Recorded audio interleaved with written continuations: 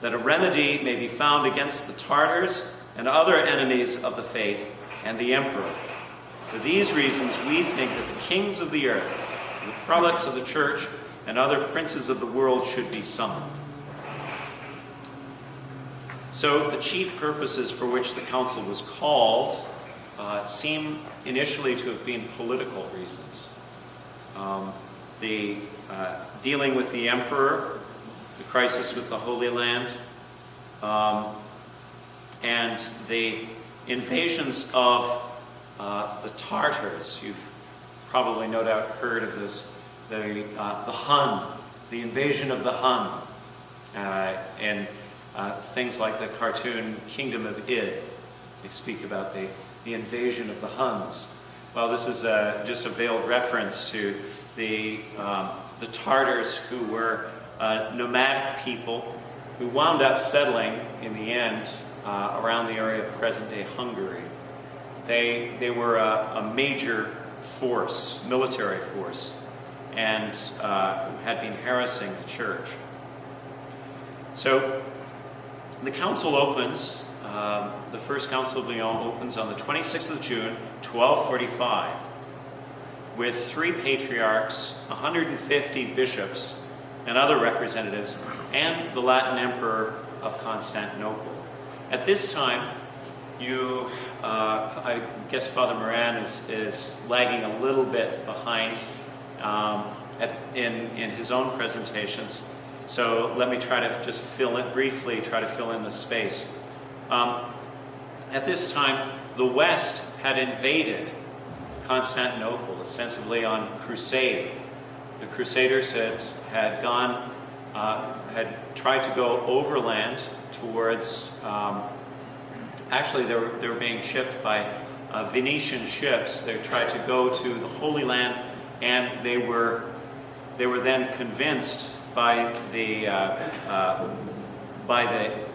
navy that they should stop off at Constantinople, because Constantinople that's the seat of the Eastern Empire. The Latin force quickly turned brutal and completely took over Constantinople, thus seating their own emperor, the Latin emperor of Constantinople. So Constantinople was then under the control of the Latin Church. Emperor Frederick II, outraged that this is going on, sends a legation to the council, a legation headed by one of his own bishops, Thaddeus of Suessa. There are a lot of bishops and prelates who can't attend because of the invasions of the Tartars or the Saracens, who we would call the Muslims, in the Holy Land, or Frederick II had intimidated them. So there are 4 chief parties, and councils in this stage were organized according to nationality. So there are 4 chief parties in this council: French, Spanish, English, and Italian. There were only 3 sessions of the council. They really got down to business. None of these 5-year-long councils like the Second Vatican Council.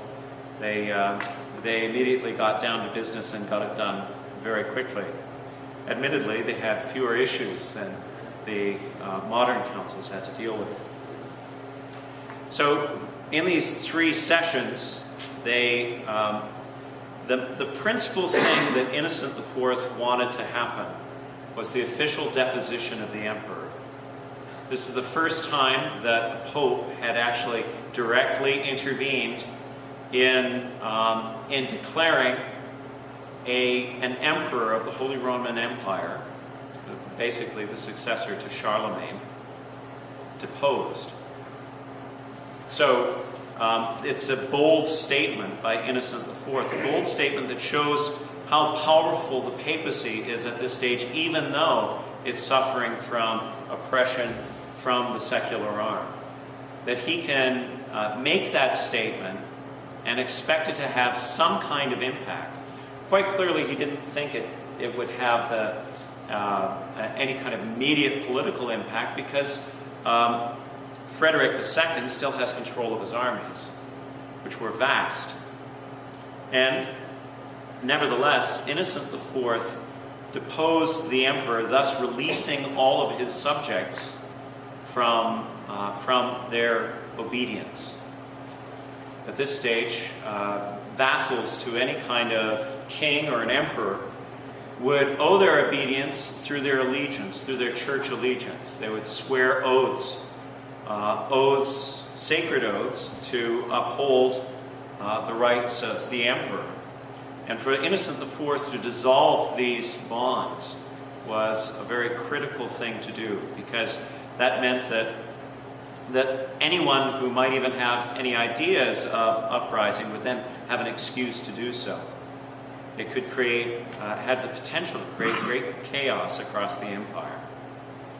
There are some strictly legal constitutions. The constitutions are basically the kind of individual legal statements that these councils would make. There are a number of legal constitutions and others on subjects such as usury, on the Tartars, and the Latin East.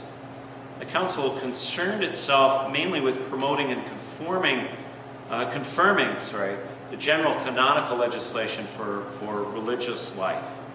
And so there's nothing really very surprising in the constitutions of the council, other than the first one, which was the deposition of the emperor. In all of these constitutions, they basically show a church that is trying to continue the reform begun in the Lateran councils. How far has Father Allen got with you so far? 3. To the Third Lateran Council. Okay. The Fourth Lateran Council kind of caps that off in 1215. I'll let Father, I won't steal his spotlight, and I'll let him explain to you exactly how it does that. But you can see in some of this disciplinary legislation the attempt to continue that spirit of reform, at least in a small sort of way. There was encouragement for another crusade, encouragement that never really came to fruition.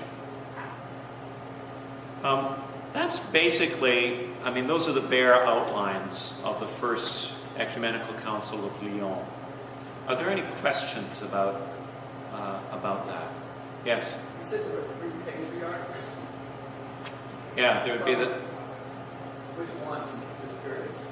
Well, there'd be the Rome, of course, Patriarch of Rome, the Pope, Patriarch of let's see. Let me see, just a second. I just want to be sure about this. Probably the Patriarch of Antioch and Constantinople. And oh yes, the Patriarch of Venice. The Patriarchs of Constantinople, and remember at this time the Patriarch of Constantinople would be a Latin. All right? So the Patriarch of Constantinople, Antioch, and Aquileia or Venice, as you mentioned. Yes. All right. Yes. Where did the Tartars come from? Were they from the east, from like Mongolia and that area? Yes, they moved gradually westward. Like so many of the different kinds of barbarian invasions in Western Europe, most of the pressure created is created from the east and moves towards the west. So we usually associate the Tartars with Russia today, Russia and Hungary. Yes. Or maybe Father Brown will give us this on Lateran before, but how did Venice get patriarch? That's a good question. I don't know the answer to it. Can I have to let? Venice one of the greater economic centers of the world at the time. That's true. It's trade and so forth. That's the importance for money, and of course the church never followed money. Well, that's true. It was a major trading center, and that's one of the reasons why actually they in 1215 is when this I believe that's when this crusade